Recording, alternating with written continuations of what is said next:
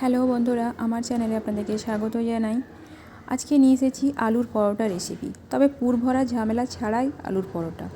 কারণ পুর ভরতে গেলে অনেক সময় ফেটে যায়, যারা নতুন রাঁধুনি তাদের ক্ষেত্রে এটা বেশ কঠিন মনে হয়। তাই পুর ভরা ঝামেলা ছাড়াই বানিয়ে নিলাম আলুর পরোটা। তো দেখে নিই রেসিপিটি।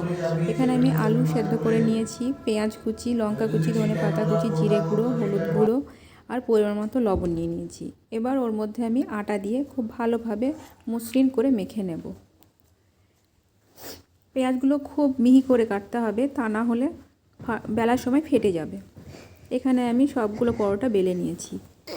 এবার সুন্দর করে অল্প অল্প তেল বা ঘি ব্রাশ করে ভেজে নিতে হবে। তো আমার রেসিপিটি যদি আপনাদের ভালো লাগে অবশ্যই লাইক, শেয়ার, কমেন্ট করবেন এবং সাবস্ক্রাইব করে পাশে থাকবেন। এর মধ্যে আমি অন্যদিন রসুন এবং আদা কিমাও দিয়ে থাকি, তো আজকে আমি দিতে ভুলে গেছি। আর ঝালটা আপনারা নিজের ইচ্ছে মতো দেবেন। এখানে আমার ছোটো বাচ্চা খাবে, তাই আমি ঝালটা একটু কম করে দিয়েছি। কিন্তু এর সঙ্গে কোনো তরকারির প্রয়োজন হয় না, বাস একটু আচার হলেই হয়ে যায়। আর ব্রেকফাস্টে হলে 1 কাপ কফি হলেই বা চা হলেই যথেষ্ট।